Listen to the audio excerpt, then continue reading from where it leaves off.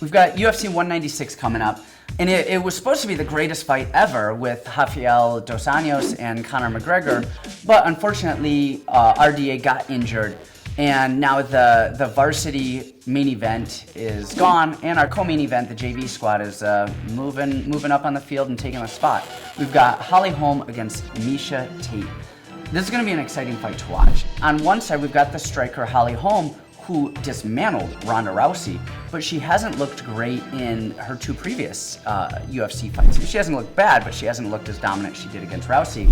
On the other side, we've got Miesha Tate, who has lost in some championship bouts. She's lost to Rousey twice, and she's lost to Kat Zingano, but her greatest attribute is that she's tough. She's tough as nails. And why don't we want to hear that? That's because if you're tough, that means you can take a beating, which you've taken, for people to tell you that.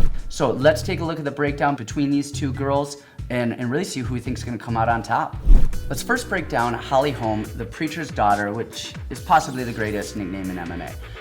The things that Holm does really well is her movement. She circles a lot, she stays off of the cage, and it's really hard to pin her. The way she does that is she likes to move left, and as a southpaw, she glides left, puts the brakes on, throws her straight left, and then angles out to the right. Usually that punch lands, and even if it doesn't, it gets her out of harm's way with a cage behind her. Other way she does that is she likes to throw a hook over the top of her opponent's lead hand and then angle out as well. Next thing she does is she kicks. She has great kicks, but what she doesn't do is she doesn't do the traditional Thai kicking style. She throws Thai kicks at the end of her combinations, especially if she's throwing hands and then finishing with a kick, or off of the break, she likes to throw that high kick off of the break. But more traditionally, what she does is she likes to throw straight linear kicks. She throws those kicks to the thigh, front kicks to the face, and probably most productive for her is that side kick. Lead side kick keeps people at bay, and it doesn't allow them to get inside. And then the other thing that she has for her is she is a brute. She is physically strong. She grabbed Ronda Rousey, the Olympian judo player, picked her up, threw her on her head like a child, and told her, "Get out of here, I'm throwing you down because this is what I do." On the other side of that octagon, we've got Miesha Cupcake Tate. And hopefully Miesha didn't eat too many cupcakes, because that's going to be one of the deciding factors in this fight is strength and conditioning.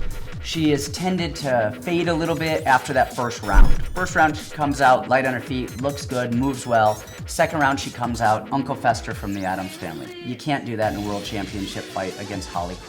She better come in ready to push the pace for 5 rounds.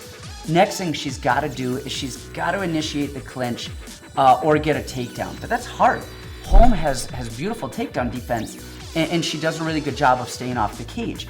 So what Miesha's got to do is she has to use her wits, sits back, lets Holm throw the punches, lets Holm throw the kicks, and maybe that allows her to get underneath and get something going.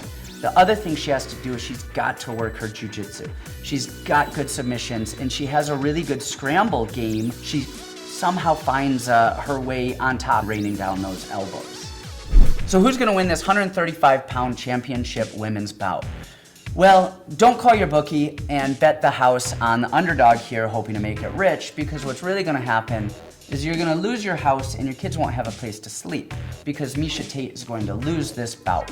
She doesn't have the strength and conditioning or the physicality to beat Holm, and she doesn't have the striking. She plods forward, and she's going to eat a lot of punches, especially that straight left, which Holm lands almost whenever she wants, as soon as she starts to get into her rhythm. Bet on Holm. She's winning this fight. The latest, I'm saying 3rd or 4th round TKO.